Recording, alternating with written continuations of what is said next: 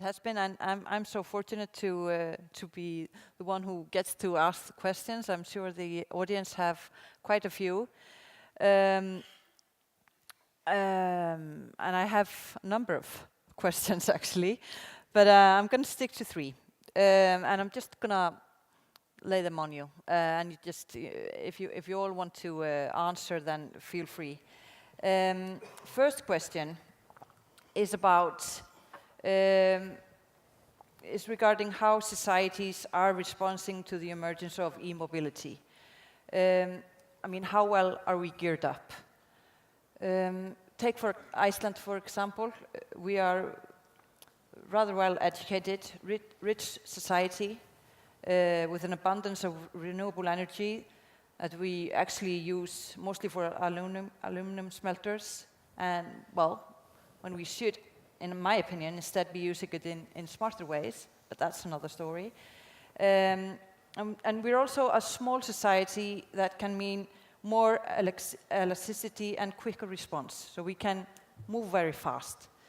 And that leads me to my first questions that I want to ask all of you. And it comes in 2 parts.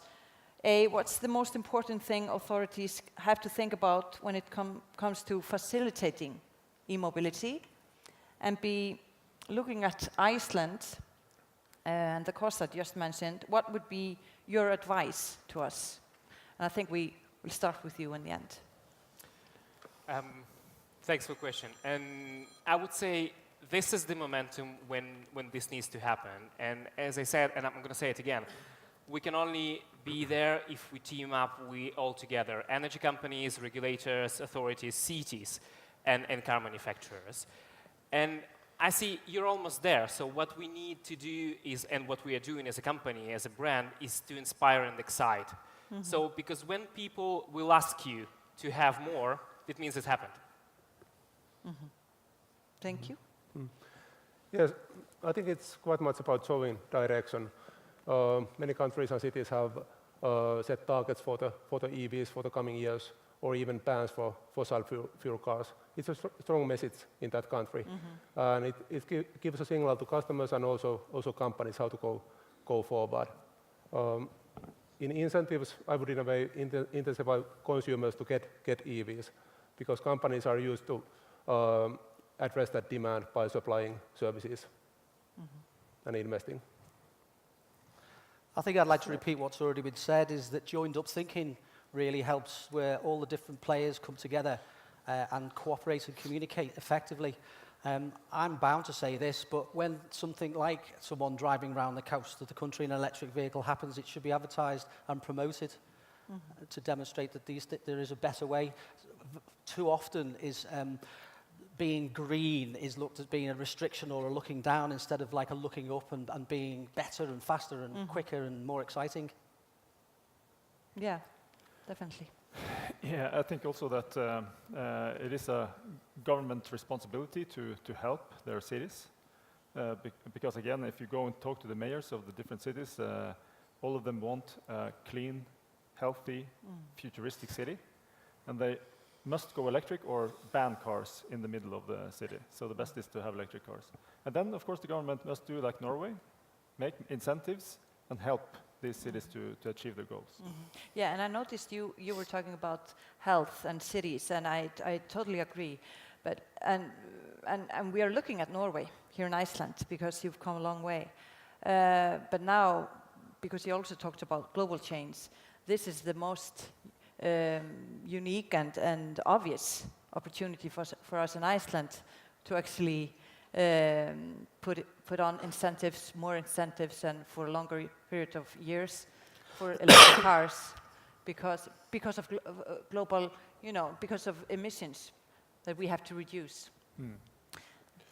I think that each of us, we have a role to play here. So it's not only about what the government needs to do, it's about what the different stakeholders we have to do to get this switch to electric mobility. So I think there is a part of the job that is in the hands of car companies, right? So we need to make more models. So if you have just one, you're restricting the choice of the customers. So people might not take the electric car, not just because it's electric, but because it's looking for a bigger space to put the two kids on the dog in the back.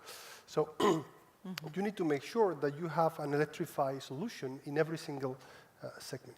Then what our experience is telling us is that charging infrastructure is also a key trigger for change, right? So people need to see that they will be able to charge their car, right? So you could picture charging infrastructure in hotels, in supermarkets, in restaurants.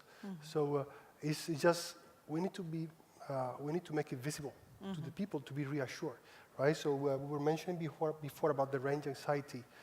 I mean, it's more than charging anxiety, right? So at the end, the customer know that the range is enough to go where we need to be, right? But because they don't see charging infrastructure around, they might have some resistance to that change. Education, right? So the incentive we were mentioned before is basically a signal the government is giving to the citizens, like this is the right way. So we need to go in that direction. Please pay attention to this advice that we are giving. So each of us, we have a role to play in this change. And as I was mentioning before, what is important is to get around the table all these companies that need to say something and do something to make it happen. Just a follow-up on that, because as all of you have been talking about this anxiety, this what was it called, range anxiety. We talk about that a lot in Iceland, actually, but and there's always this discussion of, okay, the government must do this and that, but in my opinion, you know, when you put up the companies that actually saw it as beneficial for them to attract clients that are driving electrical cars, you know, like IKEA or whoever. So that's also, you know, it's an opportunity for restaurants, as you were saying, or for cities to be better in that regard, to attract the people that you really want to have, right? But okay, leading on to my second question is about e-mobility and different ways of transportation. It's also a question in two parts, A and B.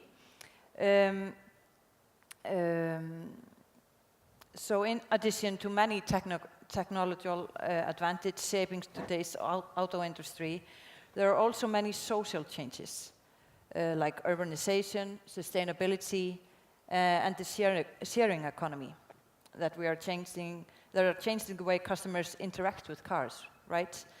So what is e-mobility bringing to the table in that regard? And the second part is, and I also want to focus on Iceland, because the plan here is to build a high-class public transport in the nearest future in our city, either a designated bus rapid transit or a light rail train transit. And there are voices that claim that it's too expensive, and that due to the emergence of self-driving cars in the near future, there's no need for a public transport system. And I have to say that strikes me oddly, because since self-driving cars take just as much room on the streets as regular cars, and don't get me wrong, I'm very excited for self-driving cars, but I don't think that one excludes the others. What are your thoughts about that? And I will start here. Yeah, Mr. Nissan Leaf.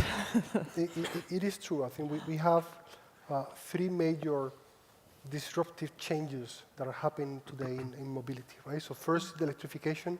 Second one is connectivity, and you were mentioning the share economy. So how can we make cars smarter, right? So they are increasing the utilization rate.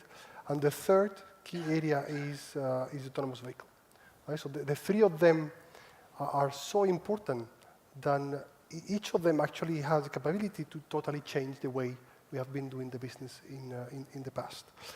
So how this is going to evolve? So it's true there is a number of uncertainties there.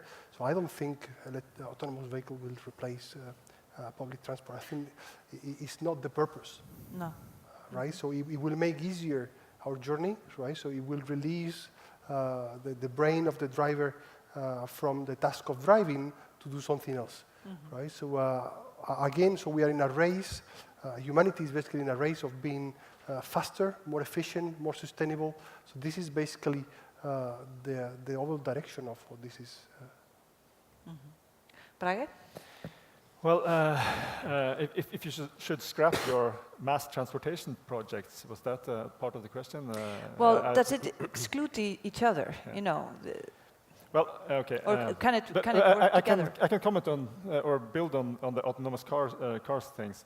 I completely agree. I think in 30 years or something, when children kind of look at us and see how much time we have been holding this wheel instead of watching a movie or something, they will be shocked. So to free time, and we should remember that autonomous cars doesn't need parking lots. So you free enormous lots of spaces in the city and everywhere else, actually. So that there will be a whole new way of making green parks in the city when autonomous cars comes along. Stuart? I think the biggest change is to do with the way that we've all been trained over the years to drive to a fuel station to fill our cars. Is that the chance with an electric vehicle to think about charging at home as well as thinking about charging away from home will mean there will be a big change in the way that people look at fueling their vehicles. Even though I've got a car, and the name has been used by several of the people, the brand name that is that's got an autonomous driving mode on it, I don't think that completely autonomous cars will be with us for at least another 30, 40 years, simply because 99% of the, well, 99.99% of the time is a computer will drive a car better than a human, but there are many occasions where a human is going to be much, much better than a computer, and so therefore I don't believe that the completely autonomous cars will be with us as quickly as what some people are saying, and so therefore you should continue with a mass transit system. What are your views on that?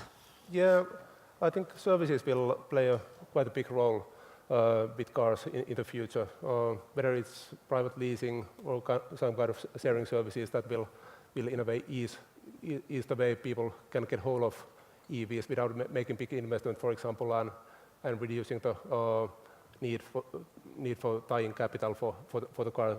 That is one thing to come, and I think that's one way of getting an EV more easy and convenient for the people. In the public transport, I would say that there will be in a way something between taxi and big bus, something between in a way 4 people max in one car and having 50 people in one car. It might be in a way 10 people in autonomous vehicle, and the routes will be flexible and optimized in different ways that we are used to. But it may take a couple of years still to come. Roman? I will reply to the first part of your question about the other means of transportation. So years ago, we used to talk about the prosumers. So giving our customers active role, possibility to have an active role in the grid management. This is already happening. The next thing that happened was integration of the house. So now with Nest, with Alexa, you're able from your smartphone to manage your home. I think what changes with electric cars is that your car is not a means of transportation anymore, and when we talk about changing the way people see the electric cars, is transform it into an energy hub, because when you talk about the vehicle-to-grid technology, that you can do more with your car, it's not a means of transportation anymore, it becomes a source of a revenue. Or I think a year ago, Mercedes announced that now the electric car is integrated with Nest, so when you leave from your job, from your office, and your car communicates with your Nest device in your house to say, look, dear Nest, please start heating the houses because my boss is coming back. So again, this is not, we don't have to talk about it as a transportation anymore, because it becomes an extension of the private life of the customer. Thank you. Lastly, I want to ask you about carbon tax and e-cars incentives. People often talk solemnly about how important it is to fight climate change, but then you introduce carbon tax, which is just the polluter pays principle. And you introduce incentive for e-cars, but immediately you hear some shout, at least, about tax rise, and others talk about the impossibility of buying an e-car, and that they don't have enough range and too high prices, etc., etc. So the question is, how do we make this work? What's the right mixture? And I want to ask you first. I want to ask you first, Brage, because you come from Norway, and you've actually made this work for quite some time there. Yes, sure. So the government has done a marvelous job with putting an incentive package. Not only the price of the car, but you're actually driving free on ferries, and you could park free for a long time. Now it's kind of there's so many electric cars now in Norway that they're starting to limit those benefits. They have made the choice easy for people, and that is what I mean. That the government has to be proactive in this, at least in this first phase, because I don't rely on us as individuals. We are taking the easiest, laziest way when we are making our choices. But when we have a choice, then we choose something better. And that's all from kind of how you sort your garbage and everything. If there is just one basket, you put everything in there. But if the government has put sorting your garbage as something, then you do that. And so the electric cars in Norway are sold at an equal price as petrol cars when they are so expensive as they are. Okay, so would you agree that the green tax is about maybe more about, or is that the logic in Norway, that they're more about affecting people's choices rather than increasing money from taxpayers because of things like climate change, etc.? I think climate change is very hard for the individual to take in and kind of say, I'm doing this and I'm going to save the climate. But there are so many other benefits of local environment, health issues, the comfortability of driving an electric car. Even Top Gear admitted it in the end, that you had to pay millions for getting a fossil car with such a smooth driving. So it's there are many benefits that people understand before you put in the climate change. Francisco? I think that the experience we have and what we see in the different countries is that you need to make easy for the people to understand the logic. Right? So then you face the reality is that every country has a different fiscal policy because of historical decisions. So you don't have the same tools in every country to explain the overall ecosystem to the citizens. Right? But within the tools you have, you need to make sure there is a direct correlation between the impact the choice is making in the climate change, in health, in all these things that fossil fuels are making, is clearly understood in the incentive package, right? So if you make the right choice, so you're going to get some incentives. If you make the wrong choice, you need to pay for the trouble you're creating. Exactly. Roman, and then... Yes, completely agree. So we as a company are in 30 countries, and each country is a specific market. So whenever you go, you cannot apply the same rules in terms of the infrastructure, in terms of the taxes and these types of things. Our goal as a communication people, in this case, is just to make things clear to the customers. And let me use the example of Formula E. So we talk about a motorsport, which is electric motorsport. But of course, this is an event of electric cars. But behind this event, there are diesel generators.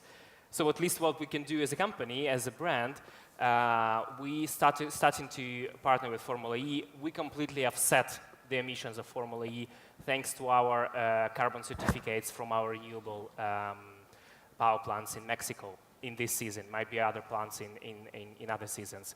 But again, it is just to have a show, at least to have a showcase that this is completely possible and to make people understand, look, this is happening, this is already possible, and you can be part of this.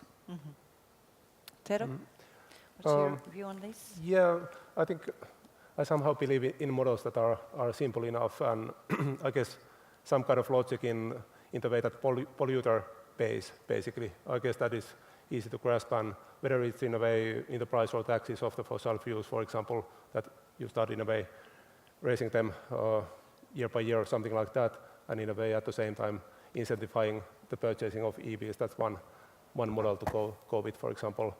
And I guess at the moment we are in a good position that there is only in a way 4 or 5 years to come that we are quite close to price parity in EVs. So we don't need in a way such a big subsidies or such a long period of subsidies like in Norway, for example. So we can take an example of your country and but don't have to copy it fully in other countries at the moment. Lastly but least, Stuart. Incentivization or disincentivization via the taxation system is what accountants do all the time and have been doing for centuries. My comments and thoughts are along the lines of implementation. I agree in principle, and I absolutely agree the polluter should pay. It's the implementation of these tax systems, and it's in the UK, for example, is that the government will go to this extreme, and then they'll go to that extreme very quickly, and it doesn't allow the market to grow properly. It makes it very disjointed. So as long as these things are implemented and thought through properly, I'm all for them. Okay. Well, thank you, gentlemen, for a very fruitful conversation. For my part, I've learned a lot, and I've gained from your lovely lectures here today. I hope the audience has as well, and I would like to thank you. Thank you. For today. Thank you.